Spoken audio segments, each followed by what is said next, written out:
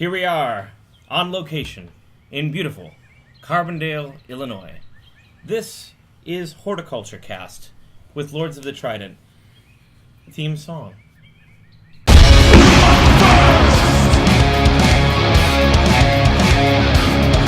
everybody, how's it going?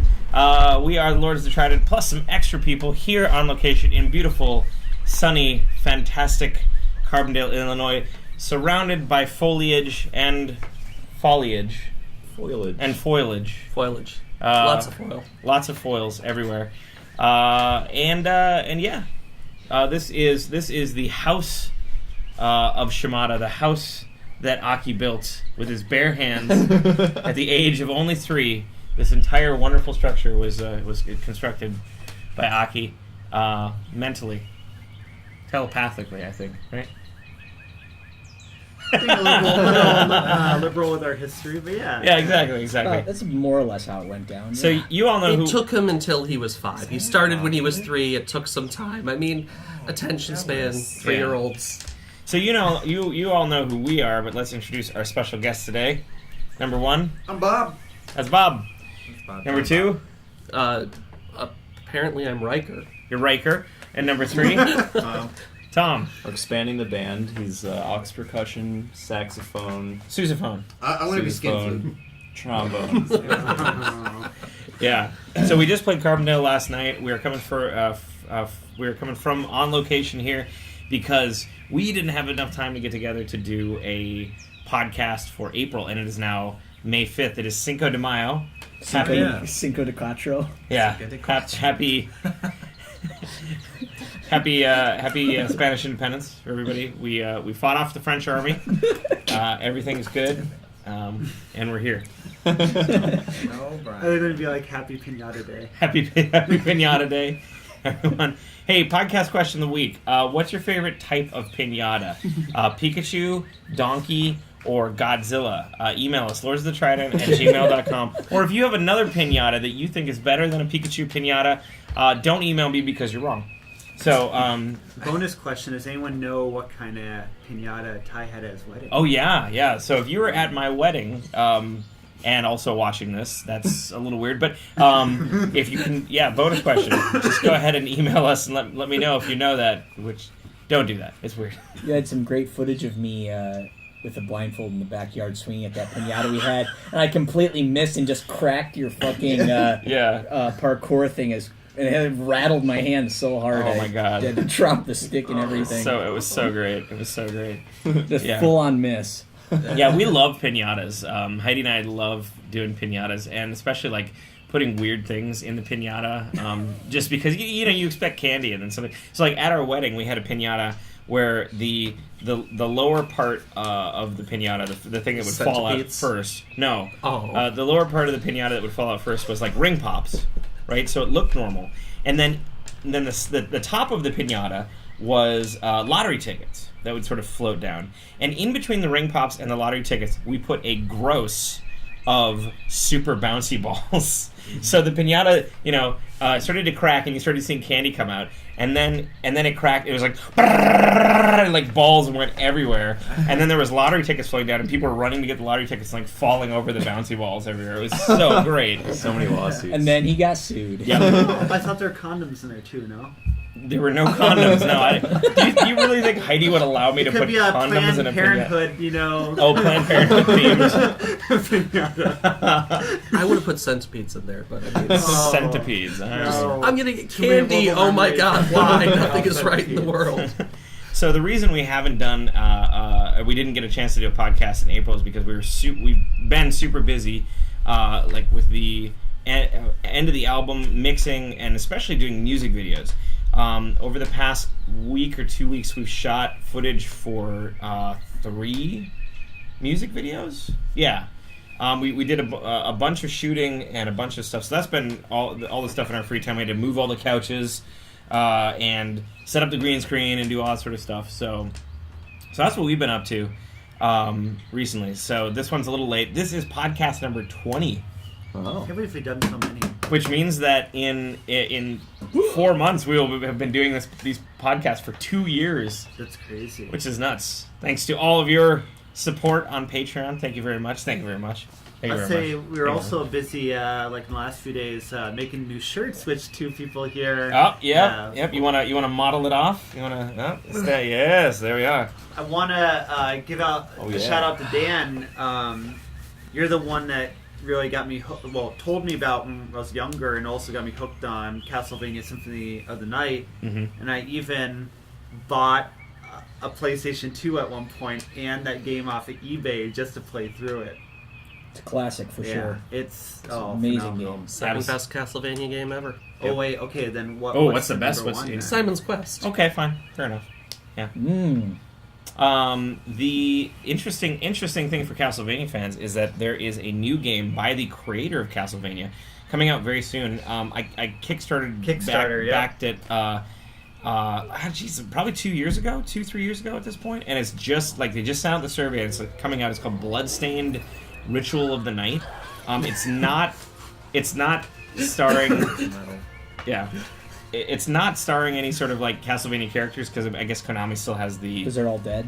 Well, they're all dead, and Konami has the copyright to their corpses. So which is a good album title. Copyright to your corpse.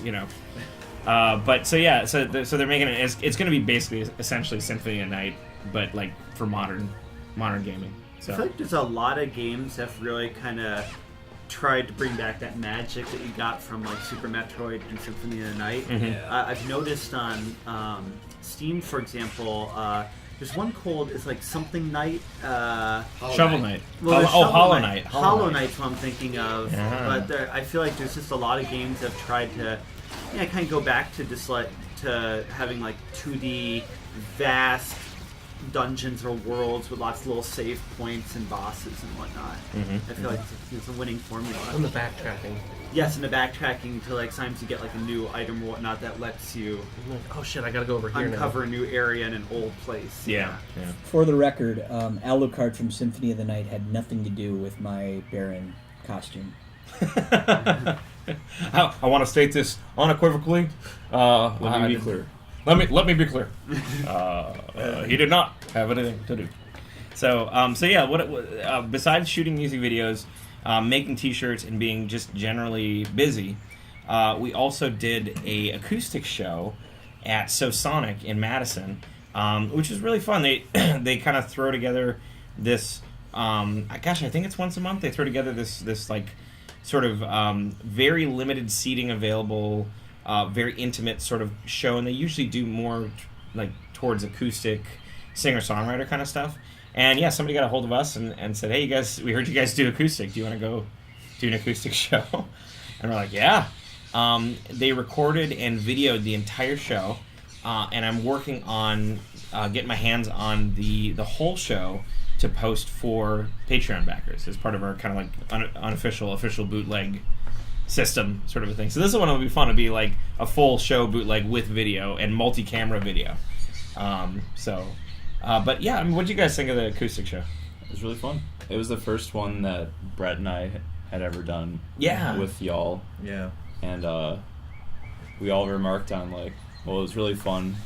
It's nice to play things a little different, and it's nice to play quieter. Like we could all hear ourselves very well, which was a nice change of pace.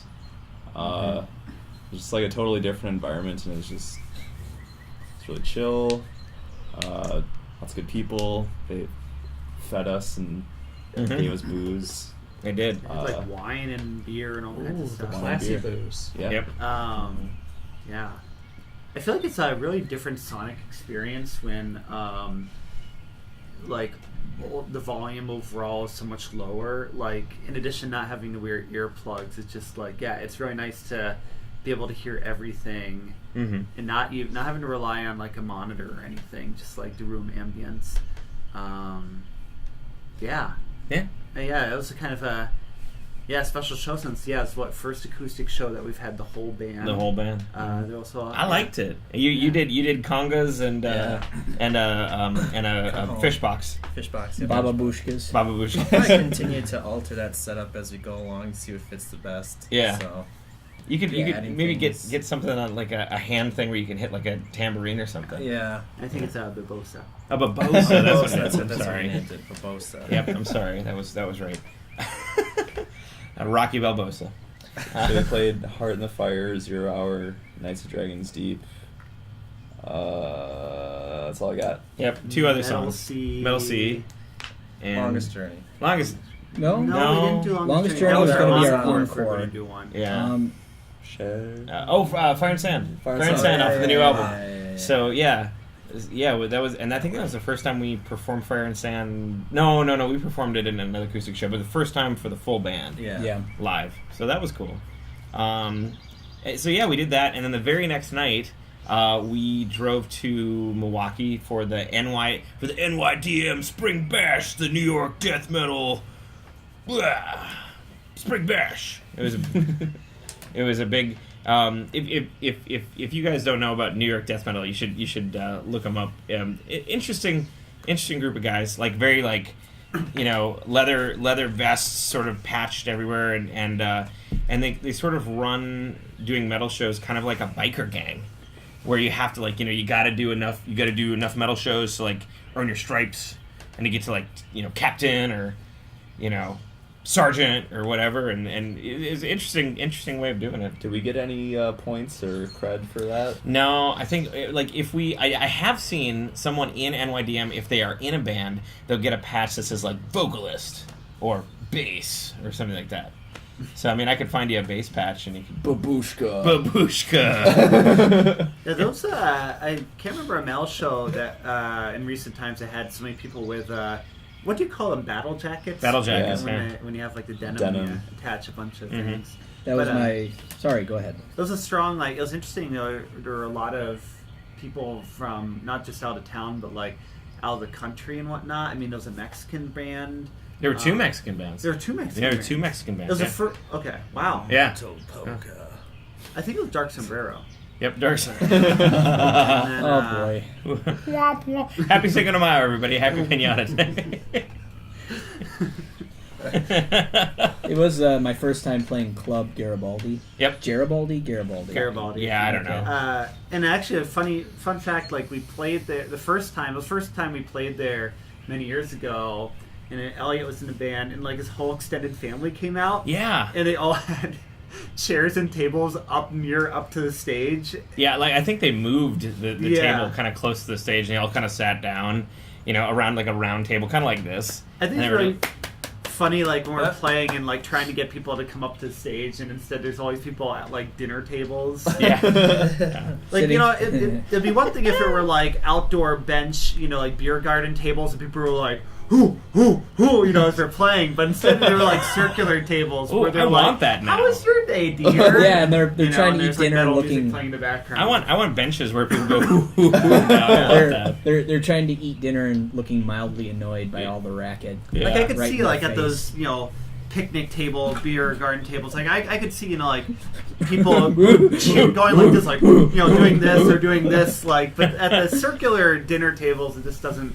Doesn't work. And then we kick in to Kill to Die, and they all stand up and flip the table. Yeah. Oh yeah.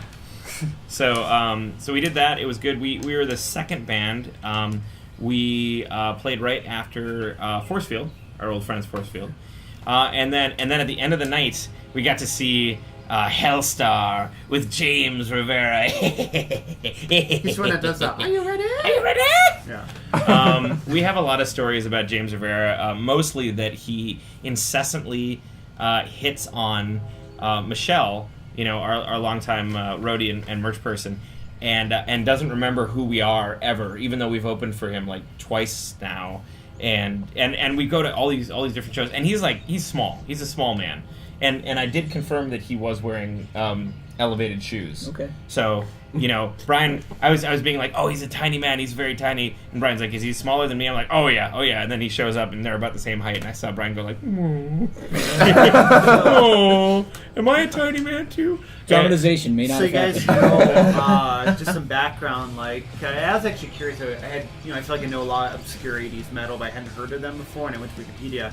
So I guess they've been around since '82 or '83, and so Yep. the singer's actually 60 or whatever. Yeah, he's an old dude. He's a grandpa vampire. But yeah, it's just very funny because like we've encountered him in different metal fests, and Still doesn't remember. no, and it's just He's really old. funny Give him a break. because like he definitely has a bit of a more privileged position than the rest of his band. Is often hired guns. Like he has his own separate hotel room. The rest of the band He'll have to like stay in one hotel room. He'll fly in and Yeah. he'll make the rest of the band drive like up from Yeah, it Texas. just- You know, stuff He's a like star. that. He's a rock star, guys.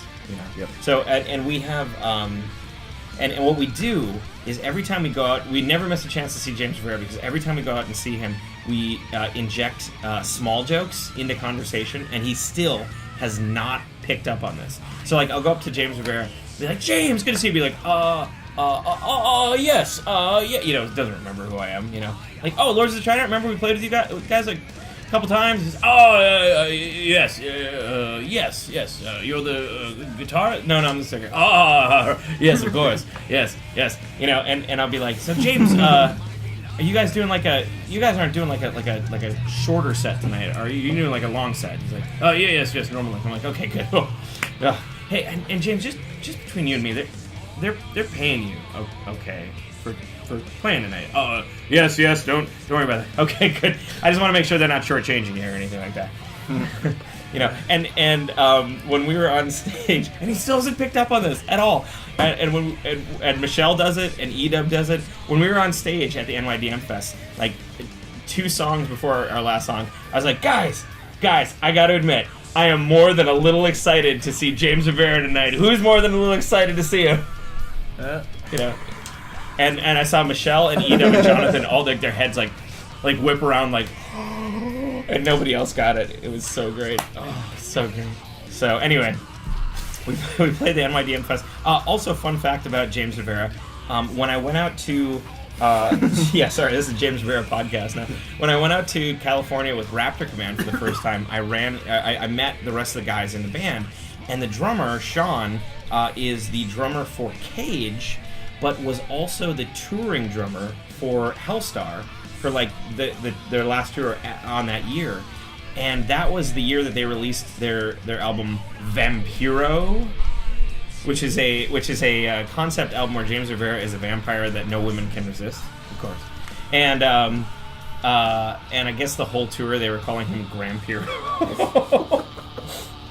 And so, you know, Sean and I exchanged a bunch of James Rivera stories, which is great. But anyway, okay, enough of the James Rivera thing. The rest of the show was fine. I put the merch booth in the worst possible location, so that was kind of a bust. But, you know, we had fun. We saw a lot of people we knew, and got to hang around with a lot of the NYDM dudes. Big thanks to Randy for having us. It was cool. They did... Normally the NYDM Fest are a little bit more death metal, but they had 2 venues that were directly across the street from each other. And the venue we were in was more like traditional metal, and the venue across the street was all like super grindy death metal. So like if you know, so it wasn't really a big mix of the 2 genres. It was a nice little. Maybe that's why you didn't get stripes. Oh yeah. That's some You kind gotta of play with using the real too. metal. Right. It's We'll do like Cactus Club next time. yeah. I was going to say about the Cactus Club actually. Like Milwaukee, we just haven't had a lot of luck playing in Milwaukee, and Right. there's just not many metal or like hard rock venues. And I think it's so funny. Like we were talking with Bill from Conniption, and you know, there's like it's like Club Garibaldi, Cactus Club. You know that Route 20 or whatever. Route 20, that's in Racine. Yeah, it's kind of like it's outside of Milwaukee and whatnot. And I just think it's really funny in this big city of Milwaukee. Now that the Metal Grill is closed, and that was that was next door in like Cudahy. Like literally, like the 2 of the 3 remaining venues are across the street from each other. Yeah. Like, and that it's just kind of funny and random. But yeah, we have to play that Cactus Club sometime. Yeah. It was all right. I think I'd rather play Oh right. Garibaldi, Okay. Garibaldi, Jerdla Burbla. Me too. So that's what we did on 420 Blaze It. We played the NYDM Fest, and then now we've been making music videos, and now we're down here in Carbondale, surrounded by all the green. What just happened? Yeah, Aki's mom, she grows some precious herb in the backyard. My mom grows very random things for no reason. Like, I thought that was really funny one time. Like, she's showing me her garden. She's like, "And here's some hops." I'm like, "Oh, you're gonna make your own beer?" And she's like, "What? No, I just thought I'd grow some hops." I'm like, "Okay." Okay. I just want to say, Aki. Yeah. If I were like 40 years older, I'd go for your mom. She's got me, man. Woman after my own heart. I can't wait to edit this because I'm gonna zoom in right on Aki's face. As soon as, like I saw that and he was like, So yeah, she's awesome. She comes out of nowhere with these incredibly metal statements. She'll be like, "Oh, and you know this and blah blah blah blah blah," and then she's like, I was reading something about flesh-eating maggots the other day, and we're like, "Yeah," and she's like, "And here's a plant." Oh, yeah, we were out in the garden this morning, and she was talking about maggots eating dead flesh off of wounds, and then she's like, "Oh, and here's another plant." It was just fantastic. Yeah, never skipped a beat. No. Did she talk about her heritage tomatoes? No. Well, I wasn't there. I mean, I wasn't there when. I don't know. She's very mercurial and grow something. You remember what I'm talking about? Mm-hmm. Oh, like 3 years ago. Yep, she switched to many different plants. That was the big thing. She was so excited because she was going to be able to grow them generation after generation. Oh no, I think she switched her attention to like a peach tree, then a lemon tree, then bay leaves. So I think we should cut out the BS. I think we should get to the best segment of the podcast. Ladies and gentlemen, boys and girls, it is time for Aki's cat picture of the month. Woo! And here is this month's cat picture. I'll put it up behind us. So since we don't have a green screen, I think we'll just sloppily attach. I'll sloppily attach it. I'll just throw it. No, you gotta get a. I'll frame by frame cut out everybody's. I'll mask it and I'll put it right behind us so it'll seem like there's a green screen. That's a sophisticated looking kitty. Yeah. So I don't really know anything about flowers, but I thought those flowers. I'm sorry. I was gonna say do a glow around it. Yeah. So it looks like there's an angelic kitty above our heads. Yeah. So, and while you talk about this cat picture, I'm gonna go get a real life cat picture. Be right back. So I guess I did that one for multiple reasons. One is spring and flowers in bloom. I don't know much about flowers, but I thought the flowers in the picture looked really cool and alien. The other thing is, the Reddit post for that cat said they encountered that cat at a mini golf course. I remember Brian being like, "We should all do mini golf," and I thought about that. And then I also really like the ear tufts on that cat, along with its smile. And I was just like, "It's a nice looking cat." So wouldn't the cat be a real dick at a mini golf course, though? I mean, that cat looked pretty friendly on it. Oh no, tiger! Oh yes. It's covered in scratches now. So here's a real life cat picture of the month.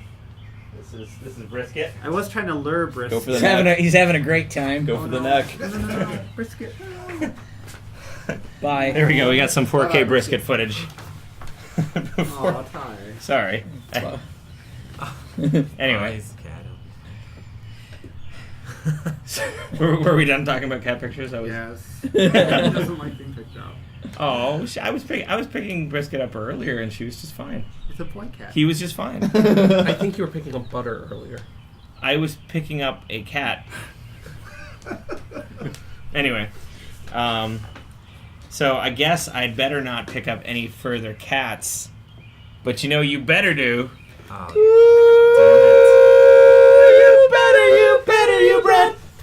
People actually like this segment. Oh yeah, we love it. If you can think of a different way to incorporate your name into a segment that rhymes and is funny, then Well, we were talking earlier about pod segment lengths, or did I say that right? Podcast segment. Yeah. Lengths. So apropos. And so what are you thinking? We better do. So for us, I guess the things I was reading, there's plenty of articles on this because it's a pretty active subject, but it seems like it depends on really what your audience is. So I think for what we're doing, it seems like, well, you guys are the ones that actually listen to it or watch it, and you said you watch it a fair amount, so maybe it does fit our audience for how long we do, but they say the general length is probably like a half hour is like the average average length of what a podcast should be.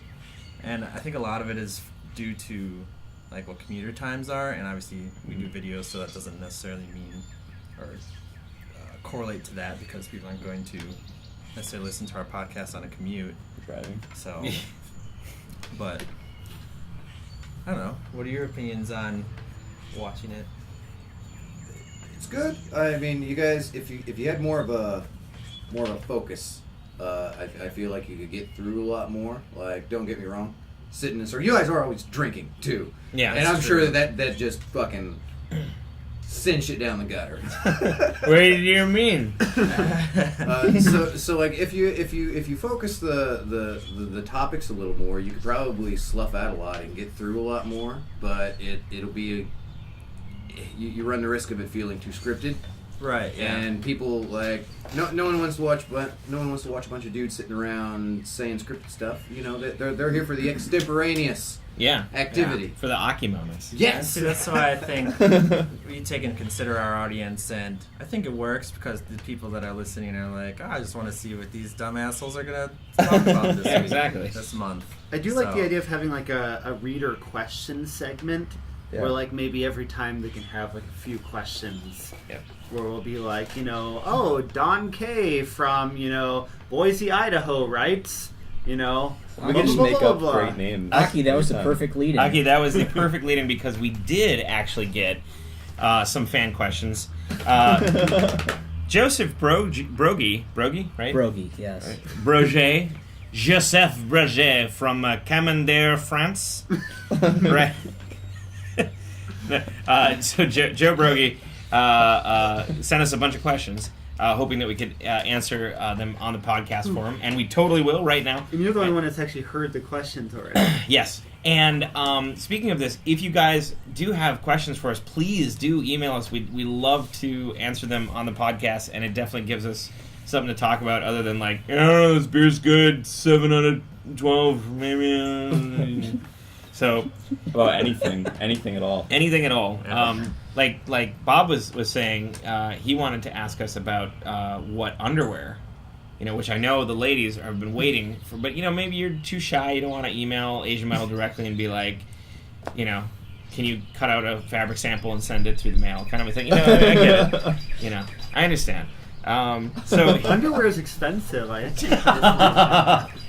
Hey man.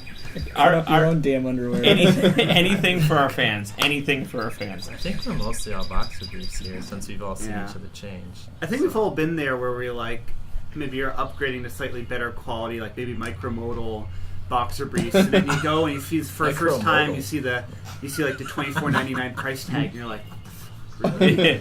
Why is it so expensive? It must be good. These are our free-range silken boxers. Free-range spiders. So I guess let's go through real quick and we'll answer Bob's question. Bob, why don't you start, actually? So type and brand? Okay. Cotton boxer briefs where it's at, man. Got to have room to breathe. Okay. That's pretty much accurate here. Sometimes I'll wear a more sportier type to keep things tight and together and comfy, but mostly cotton boxer briefs. They're like Ex Officio brand. Okay. They breathe. Boxer briefs. Have a brand. Brand? Boxer briefs. See, I'm going to buck the trend, okay? Because Sequin thong, right? I like just straight up boxers. I did briefs for, until, I think probably most of us did like briefs until like middle school or something like that, for the most part. And then I got into boxers, and I just kind of like boxers. Now I have bought 2 pairs of boxer briefs recently because I liked the design. One of them was like the Who boxer briefs, and one of them was Pokemon, I think, maybe. I don't know, Gotta catch them all right on the pouch, and it was... it was oh, God. No, I'm kidding. It was Pokemon, though. And I don't know, it's just been weird kind of like getting that... They snug, whereas boxers themselves are just flowy and open. It's a unique feeling, like if you're used to the openness of boxers for a long time. I don't hate it. I don't know if I like it yet. I don't know. All right, Dan? For the longest time, boxer briefs were the only option, but now that I live in an area that isn't sweaty all the time, I've started re-exploring the boxers option. Okay. Maki? So I've tried a lot of different brands and whatnot.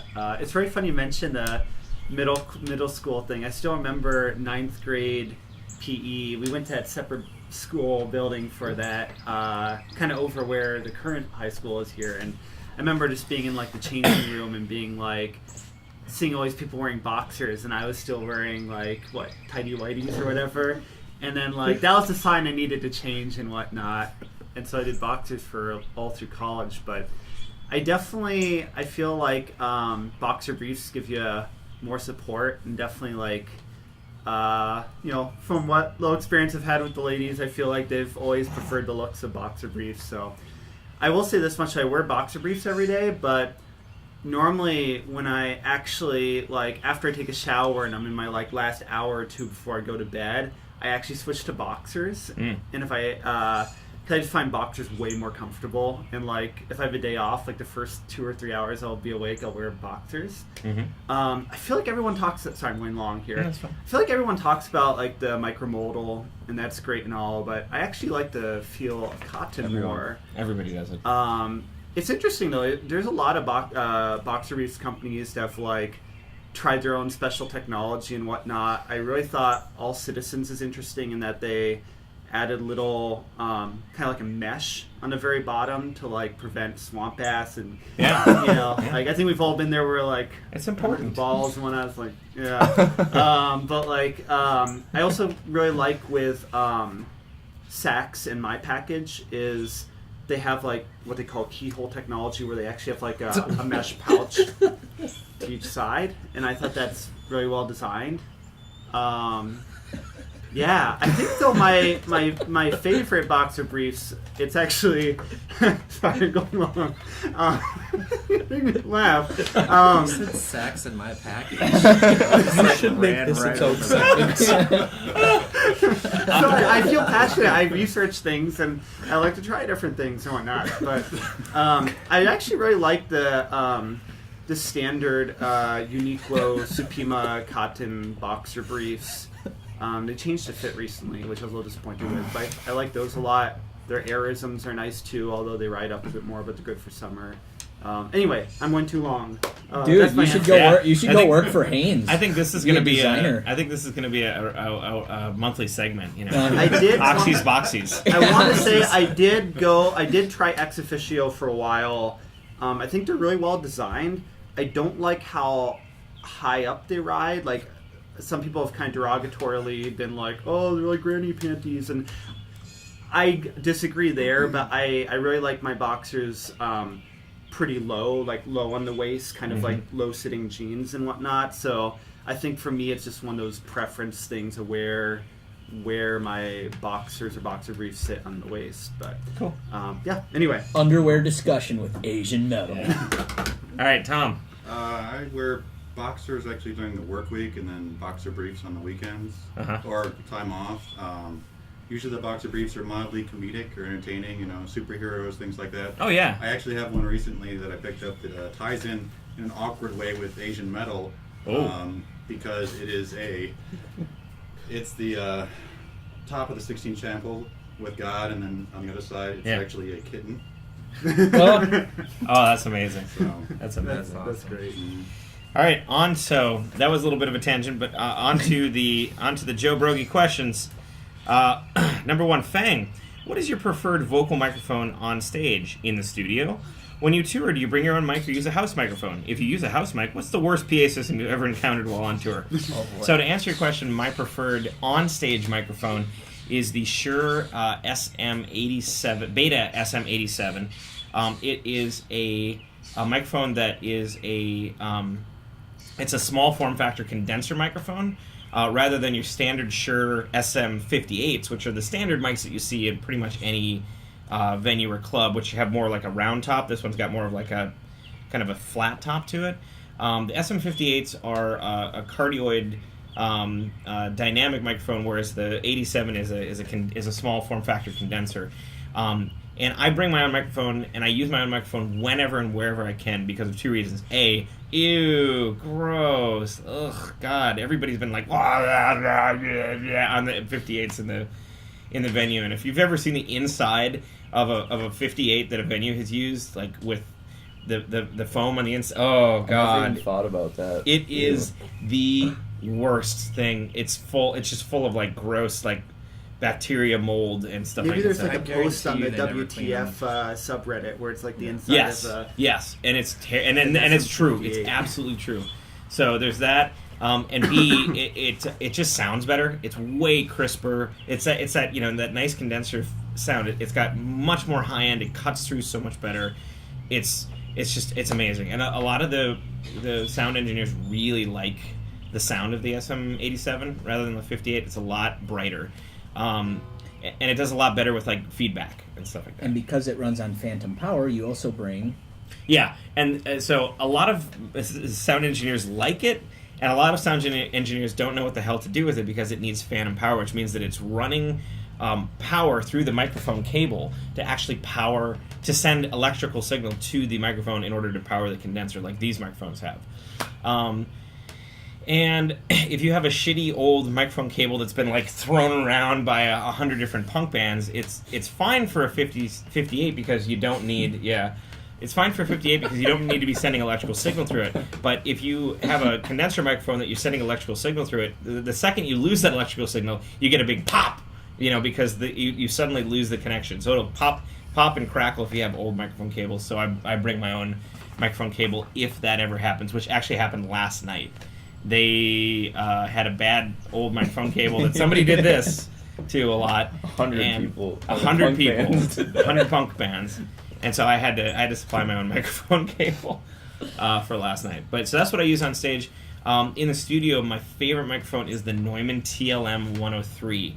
The TLM 103 is the little brother of the Neumann U87, which is like the vocal microphone. If you've ever been in a professional studio or you've ever heard a recording from a professional studio, any artist, any genre, anywhere, it will 99% of the time be on a Neumann U87. And so what they did is they took the circuitry of the Neumann U87 and they condensed it down into a cheaper package with a cheaper outer casing and stuff like that. And they put it into the TLM 103. It is still pretty expensive, for like a microphone, but for a studio microphone, it's not that bad. It's about $1,400. But my God, you barely have to touch that thing. You just put a little smidge of an EQ on it, or sometimes you don't even need to put an EQ on it, and it just sounds fan-frickin-tastic. Not only for vocals, but also acoustic guitar.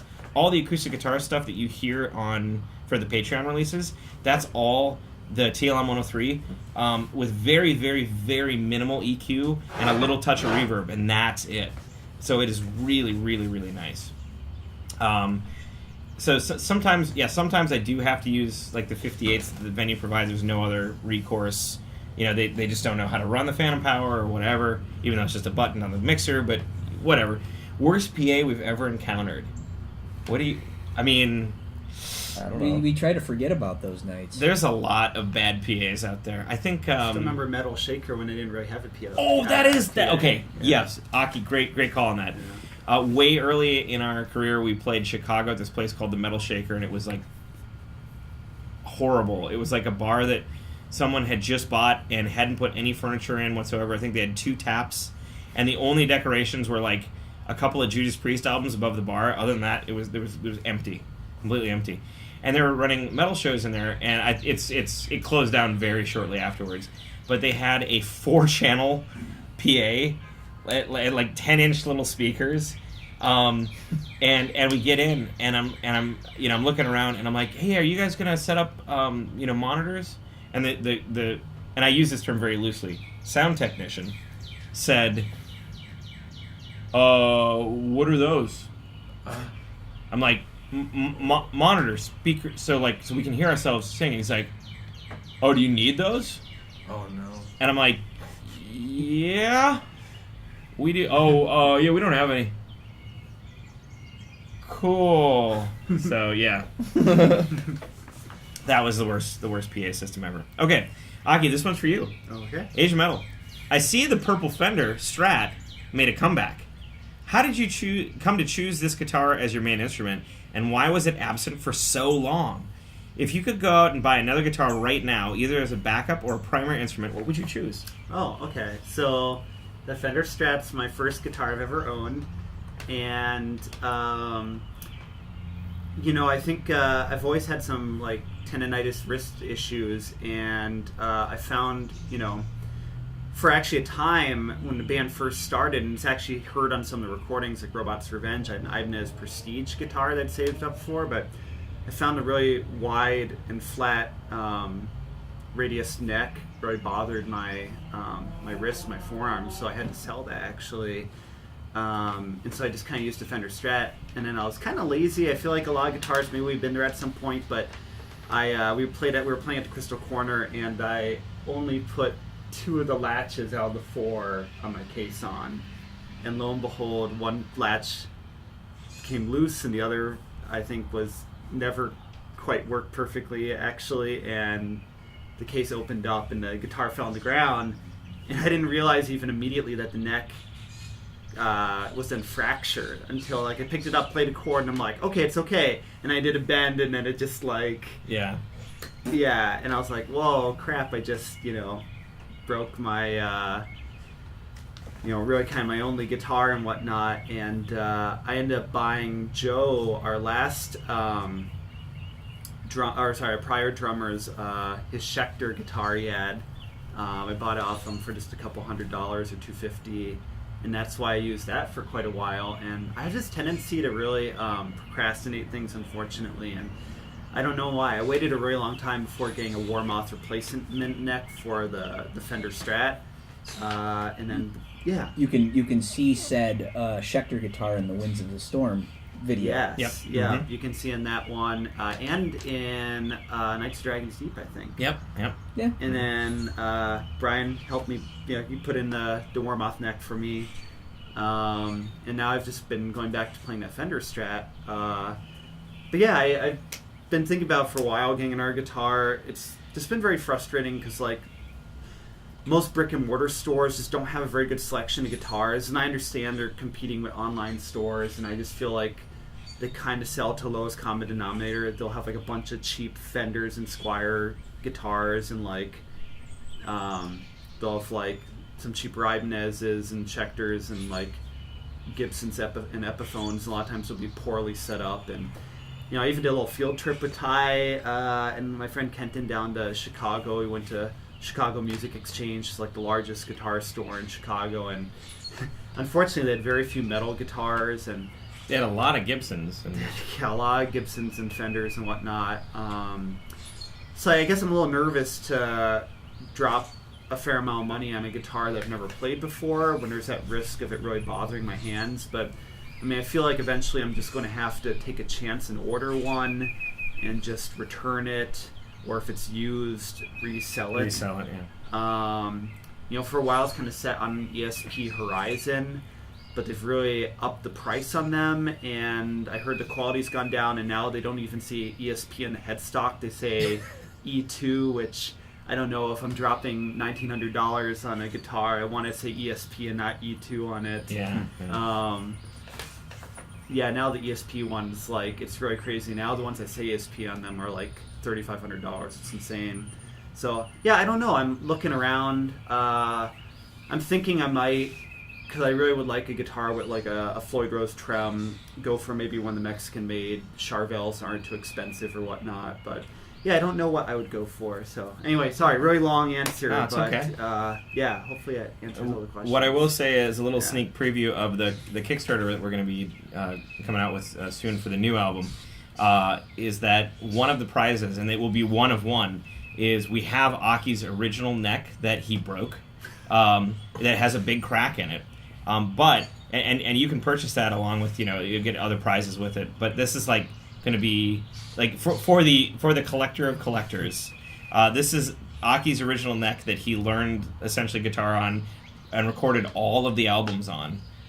Except for this new one, is going to be available as a Kickstarter prize. So, and we never cleaned it. Yeah, it's got all the funk still on it. Yeah. It's great. Piece of Lords of the Trident history. Yeah. Okay, this one's for Brian. You seem to play Ibanez RG series guitars exclusively. What is about these guitars that you like so much, Brian? What originally drew me to the RG series was the thin, flat wizard neck. They're incredibly comfortable for someone like me who doesn't have very big hands, or more particularly has kind of short fingers. So I find the flat, thin necks to be incredibly ergonomic.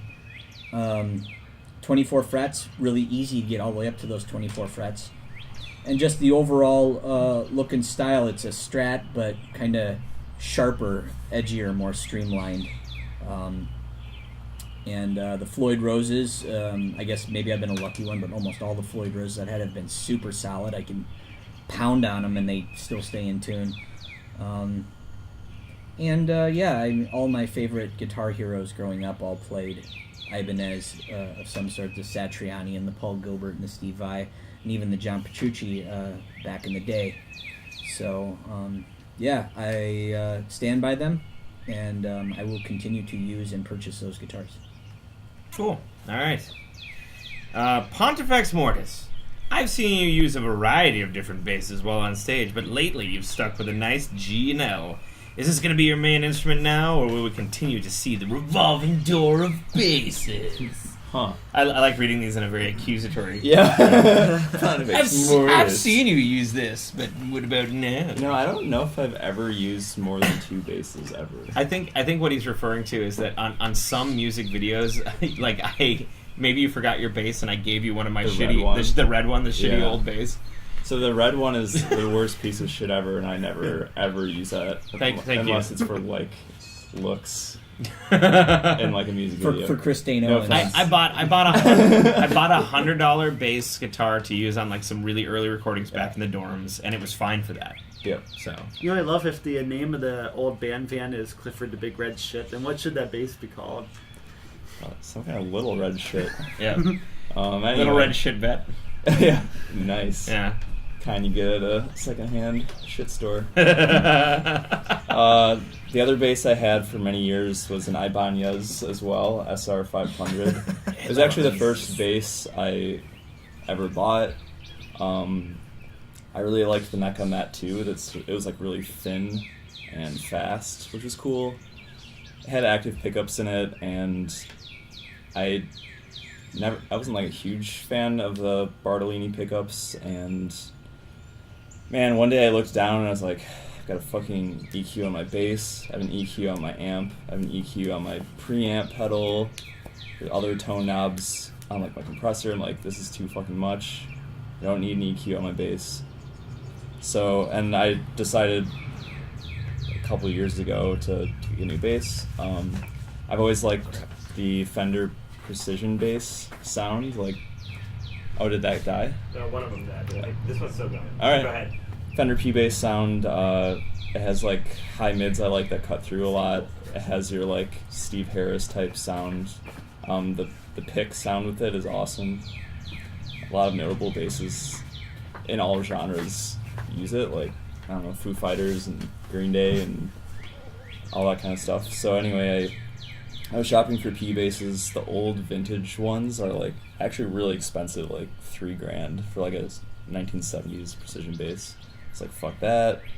I came across G&L is Leo Fender's last company before he died, and they are all like made in America, made to order, like lots of custom specs that you can do. The shop just a mile away from my house was a vendor, so they had a couple to try, and I gave them my own specs. Like, I picked my own neck, somewhere between a P and a J bass neck.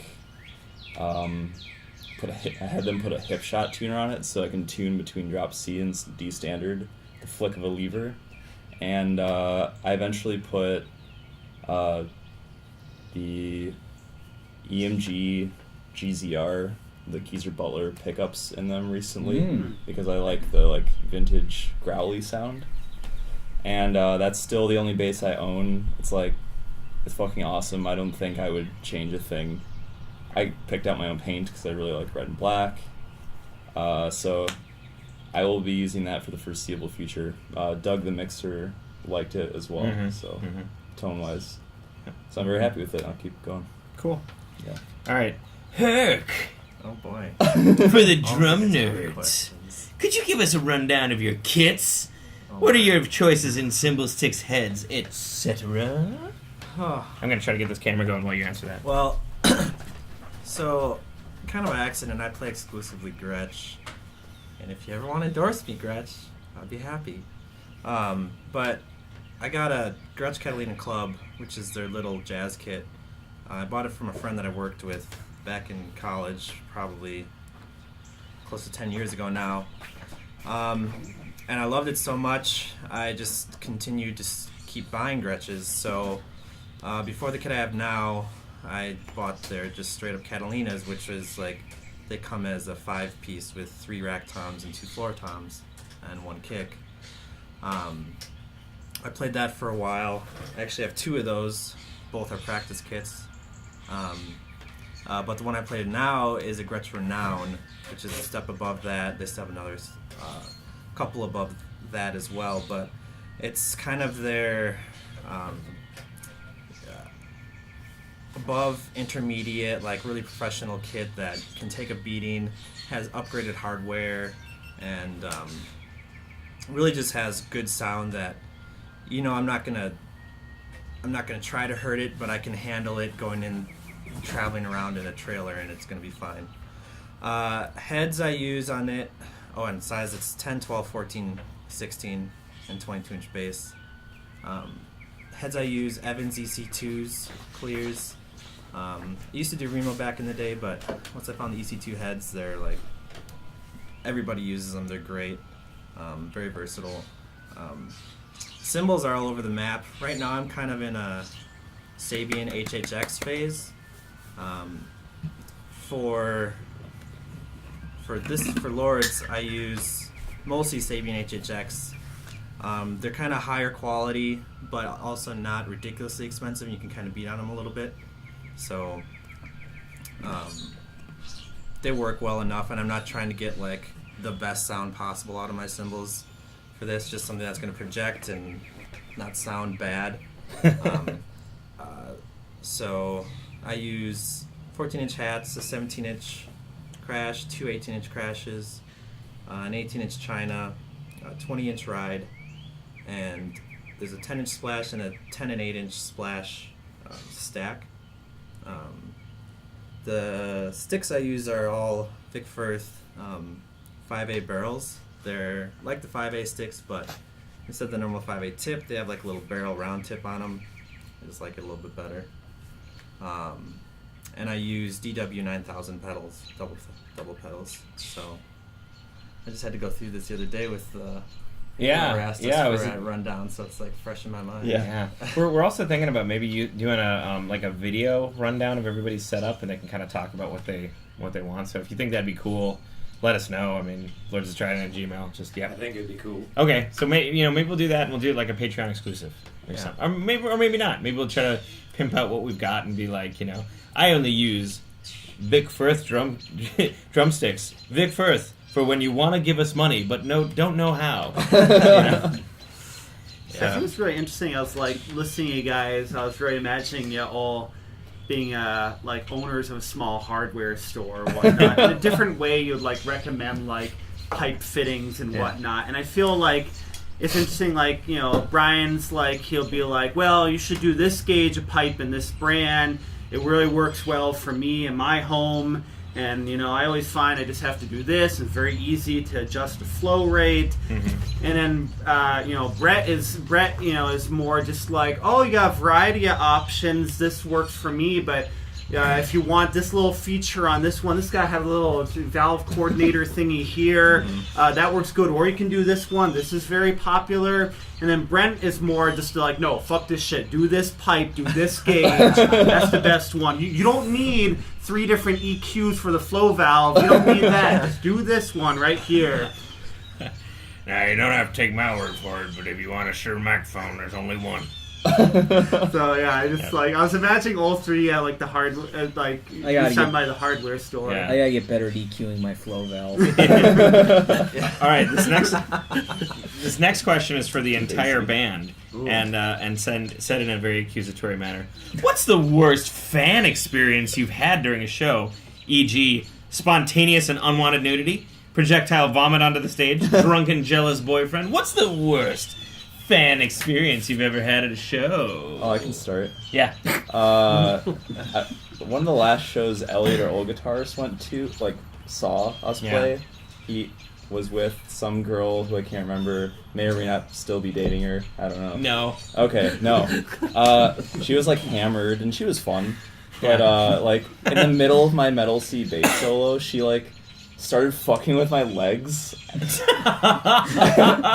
I didn't know what was going on. I can't see anything, and it started to trip me, and basically I fucked up the middle of my solo because someone was fucking with my legs, and I was kind of angry, and she felt really. She's like, "Did that bother you?" I'm like, "Yes." I don't know she why. felt really, really bad. I have this image of her with a feather to tickle you. Oh. But I mean, it's bad fan experiences are very few and far between, at least for me. So yeah, that's the only one I can think of.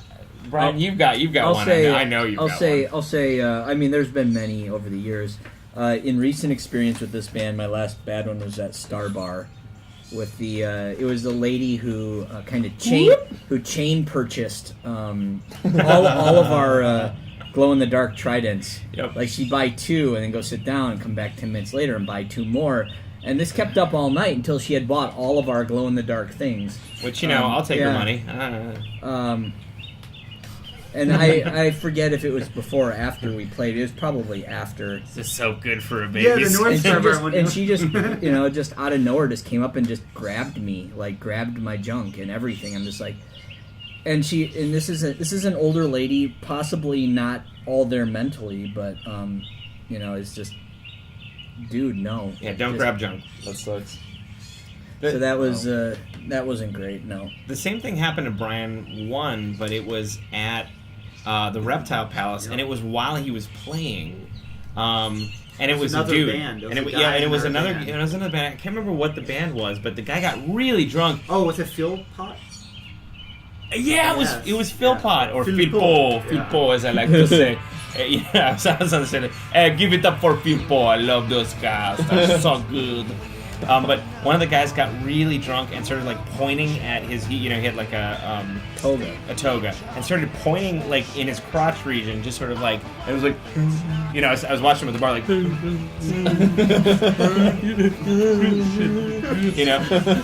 and so he goes up and he's he puts his face kind of close to it and he goes. And Brian's like, nope. God damn it. No. I'll never forget what Brian once said after that. He was just that guy knew what he was doing. He knew exactly what he was doing. Yeah, he was an expert at that. For me, I don't know. I tend to laugh off a lot of the weird things that can happen with some fans, and because I guess I've been there. I've been in the experience where I've kind of fangirled out at certain people. So I know awkward things can happen and things can sort of come out. Honestly, for me, I think the people that get pissed off are both simultaneously some of the worst experiences, but also some of the most fun experiences. When I heard this question, I immediately thought of the time we played the Club Underground in Minneapolis. That's my thought as well. And Aki was sort of ahead of time. He's like, "Hey Ty, there's not a lot of people that." So there was 2 levels. There was an upstairs bar and a downstairs club. And Aki was like, "Hey Ty, there's not a lot of people out down here." Oh, and you guys were there. I remember that. You guys were there. And it was and I'm so sorry to this day. I'm so sorry. That band was amazing. We the band that was second or opened up was called Big Bang Fury, and I thought they were called. I read it wrong. I thought it was Big Bang Furry, and I thought they were all going to come out in fursuits, which would have been epically better. But this band was like a JJO, we're tough. We're going to play like power chord, and they started out. They had the worst stage banner ever, the worst tough guy stage banner. Any people out there ever been to prison? And it was like, woo! It's how many people out there ever had their shit pushed in? I remember, and that was their banter. You guys It was in the car. I'm like, I am so sorry you had to see that. So amazing. You know, and it was like, I'm angry at my dad. I'm angry at my dad. It was like that kind of. Oh yeah, they had a song called "Speak English or Die," and it wasn't a cover of like the facetious "Speak English or Die." It was actually a real song called "Speak English or Die" that they wrote, and so anyway, at that show, Aki was like, "Hey Ty, there's not a lot of people here. Maybe you can like do that thing where you jump off the stage and you go and like axe people, but you can run up the stairs and go into the bar with your costume. You can start, you know, using your weapons on people, and maybe they'll come down and you know, see us." So I'm like, "Oh yeah, good idea." So I jump off, I grab some axes, I run up the stairs, and I'm like all upstairs going, "Oh," you know, like I do,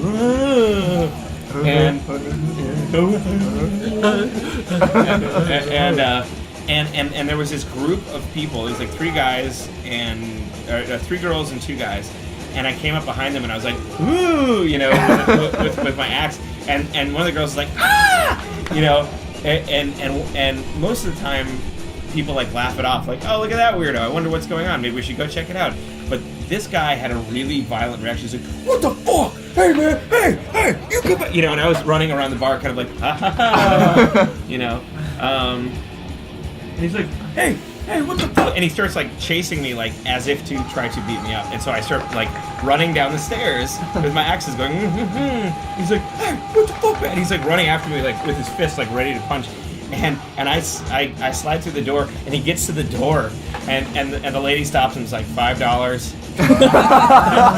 and he stops. He's like, "Oh, I see how it is. Yeah, hide behind your door person. Yeah, hide behind your cover charge, huh? Yeah, that's what you're gonna do.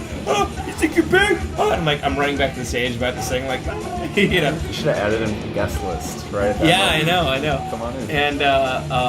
And it was great. It's like, yeah, he was so ready to kick my ass, but he wouldn't pay $5 to come in and kick my ass, which is great. Dedication would be, you know, paying the entry and buying some merch after fighting. Yeah. Well, and at that time, I had steel-toed shoes, so I was like, and you know, the stage was here, and his head would have been right here, so it would have just been, whoop, you know. So that would have been great, but it didn't happen. Gosh, I can't think of too many others. There's always weird people, drunk people especially. But yeah, I don't know. I just kind of laugh it off, and nobody's ever tried to like collect my hair and make it into a doll that I know of.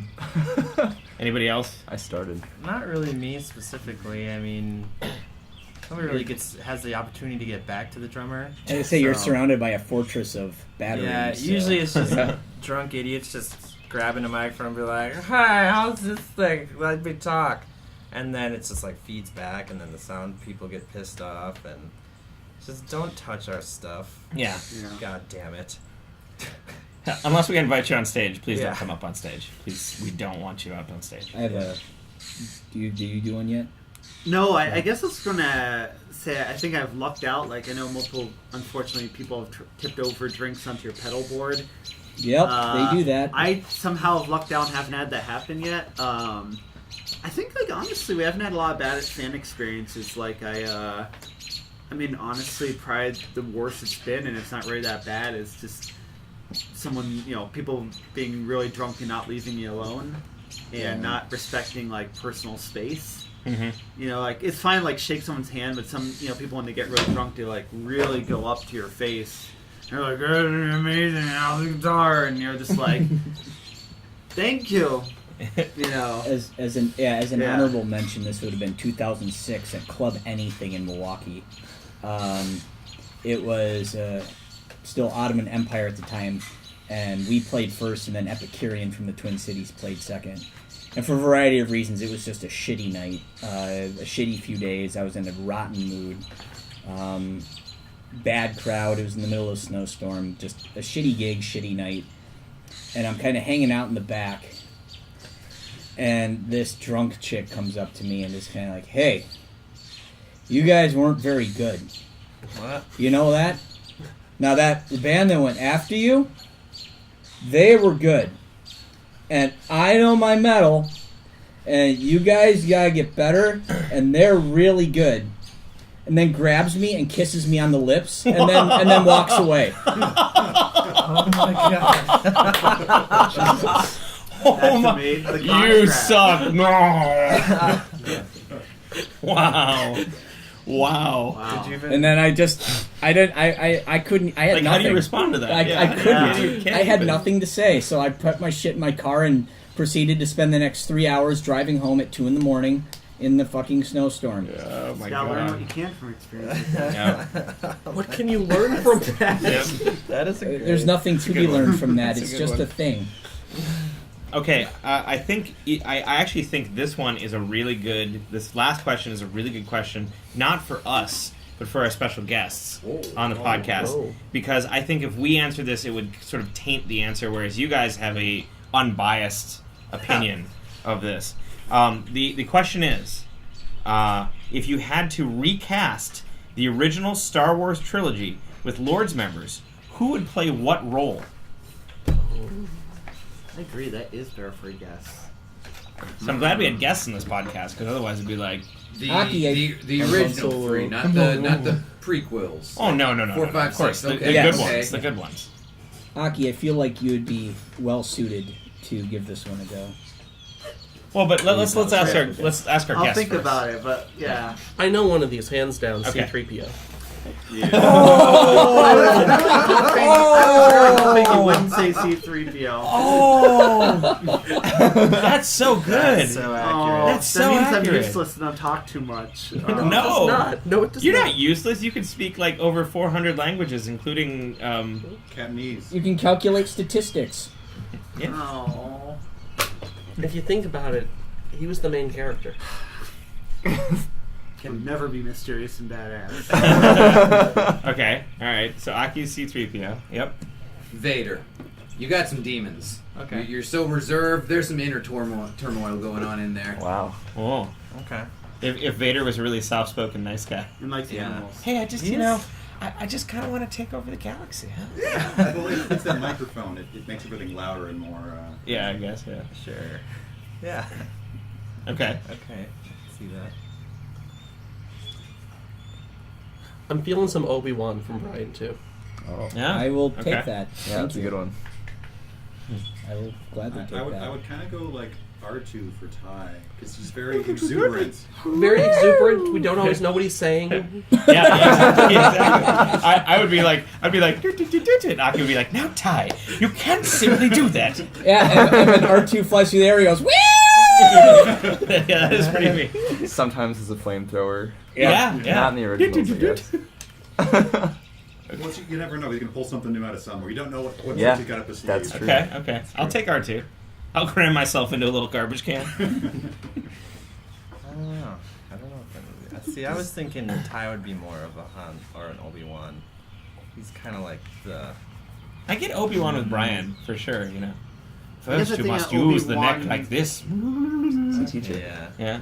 Maybe Ty's more of a Han Solo. Yeah, I could see that a little bit too.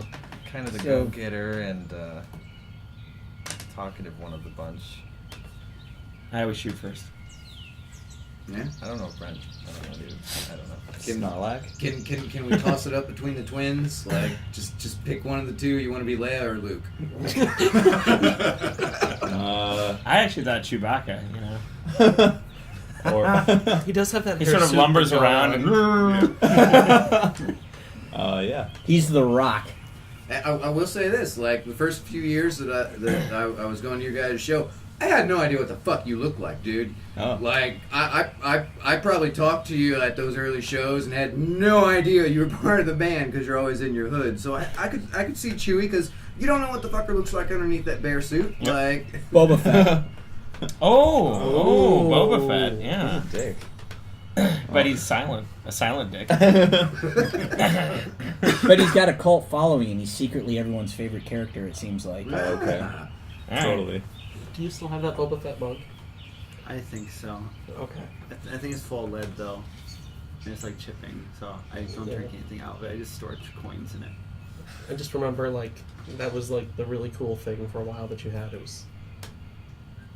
He's not secretly a Boba Fett fan. Ah. Among your bandmates, who would you say you're the most secretly a fan of? Oh. Is because I think we might have just found Boba Fett. Like, Yeah. just, It's probably Brett. That's a hard He's one. really good. What? See, just to jump on a second tangent here. I honestly think if I had to cast, C-3PO is a good pick for Aki. I might also say Luke. I think Luke is a good pick for Aki because Aki is sort of this like underdog, sort of like power converter is kind of a thing. But then sometimes he'll just flip out and save the galaxy. Right, Knights of Dragon's Deep. Yeah, exactly. Yeah. I think it's a hard one. Like, unfortunately, I can definitely see the C-3PO thing. Like, I definitely talk too much, but I think it's hard because I think like I'm very all over the place. Like, times I'm very kind of quiet and reserved, and other times I'm like way too talkative, and other times I'll be very insightful, and other times I'll just kind of like spout off random stuff. Yeah. So that's a Sometimes you can be a one. little too goofy for C-3PO. Is what you're saying? Maybe. Okay. All right. Too plucky. Too plucky, maybe. Yeah, plucky's a good word. All right. Well, that was a good topic of conversation. Thank you, Thanks for those Joe, questions, yeah. for sending in the questions. If you guys have questions for us and you want us to answer on the podcast, please send your questions in to lordsofthetrident@gmail.com. And I know most people are on the Patreon, and if you're not, sell the remainder of your meth and instead put that money into Patreon backerage. Because you know what I always say, take the meth pipe out of your mouth and put it into Patreon. That's what I would say too. Yep. And hey, our sponsors are not on the table in front of us, but thanks to Wheelhouse Whiskey, Rocker Vodka, and of course Boss Meadery for sponsoring us and all the stuff we do. And thanks to you out there on the Patreon for sponsoring us and being awesome, fantastic. You. Yeah. And you. And Chipotle and Chick-fil-A, if you ever want to talk about a sponsorship deal. Yeah. You just want Chipotle. We were just talking about that. Like, man, how awesome would it be to have... No, we want a Chick-fil-A and Chipotle sponsorship. How awesome would it be, like, if we had 3 liquors and Chick-fil-A? Yeah. Like, Lords of the Trident, sponsored by booze, and fast food. My pleasure. My pleasure. So, yeah, I think that was all the questions there. For final things, the Burn It Down music video for the people who are on the behind-the-scenes Patreon level. You've seen our progress as we've gotten through the Burn It Down music video. And we just got Brittany Slays from Unleash the Archers. We got her footage and incorporated that into it. And the music video is pretty much almost done at this point. We've added in a few more things. We're getting really, really, really close. So I think that's going to be done. And then we're going to move on to Tormentor, which is going to be our first, like, almost entirely CG music video. So lots of, like, 3D CG animations and a giant spaceship with a buzzsaw on the front. So That'll be good. That'll be good. Aki's like, Oh, yeah. Aki, how do you feel about a buzzsaw on the front of a spaceship? Yep. You know, it's there. interesting. Anyway, yeah. So we I think also on that note, we also shot footage for Reaper's Hourglass. We've got a design for the Mad with Power shirts up on the Mad with Power Fest Facebook page. Go check that out and let us know what you think about it. Other than that, we're gonna head to St. Louis now and play a show in St. Louis. So, anybody have any final thoughts? we hung out with Shang Tsung again a couple weekends ago. Oh, yeah. I played some video game music at Midwest Gaming Classic in Milwaukee. Hung out with guys, games, and beer all weekend. Great weekend, a lot of fun. More Shang Tsung time. Mm-hmm. Got a couple recordings of my Final Fantasy VI medley that I worked up, floating around out there. Give that a listen or a watch on Facebook. One of these days I'll sit down and make a for real performance of that. Mm-hmm. So that's on the to-do list too. Cool. Anybody else have any final thoughts? We procured a bunch of extra, or at least some leads on more cabinets for Mad with Power. Yeah, we like actually that as well. do have. We have a cabinet guy from Mad with Power, and we've got a couple of independent. Oh, I forgot the most exciting thing. Yeah, We're gonna save the most exciting thing for the very end. Remind you. Actually, So we've got thank you. We got a couple of independent cabinets coming to Mad with Power. Here is for the people that made it all the way to the end of the podcast, here is the most exciting piece of news that we can now officially announce. Lords of the Trident, us, our likenesses, and our music is going to be in a video game coming out. It's called Coffee Crisis. It's a heavy metal coffee-themed beat 'em up, a 2D side-scrolling beat 'em up. We're going to be in the game as NPCs, and one of the songs off of the new album is going to be the theme for one of the levels. Nice. And it's going to play. I think he's talking about it's going to be a Mars level. So I met this guy at Mad with Power. Not at Mad with Power, at Midwest Gaming Classic. I gave him a Mad with Power sampler CD, and he's like, "Oh my God, you guys are amazing! Do you want to be in a video game?" I'm like, "Yep." So it's coming out for PS4 and Steam. I've got some beta keys, and we're talking, nothing concrete yet, but we're talking about doing things like limited edition vinyl of the new album that will come with copies of Coffee Crisis. So you buy vinyl and you get a copy of the game as well. That's so awesome. That vinyl. Yeah. We're looking very strongly at doing vinyl for the next release. It's going to really depend on how much money we get on the Kickstarter, because vinyl is incredibly expensive for what we want to do. At least, it looks like, because of the length of our album, it looks like we might have to do a double vinyl to fit all the songs on it. Either that, or have a vinyl edition where we cut off 2 songs. But I don't think anybody wants that. That'd be a bummer. It would be a super bummer. So, anyway, check out. You can actually see Coffee Crisis, the trailer on YouTube and Steam. Just go to Steam, type in Coffee Crisis, and you can check it out. We will be in that game along with the bands Nile, Terrorizer, and I actually hooked up the Coffee Crisis creators with Psychostick, and they're going to be in the game as well. Nice. Yep. So it's going to be us and Psychostick together again, now in 8-bit or 16-bit or bit form, whatever. So that's exciting. Okay. Yeah. Thanks again, you guys, for hanging with us for this podcast. Yeah. Oh yeah. Thanks for having us. I signed Dan's tongue last night with Sharpie. Can't see it anymore. So therefore, Dan, you have the last word of the podcast.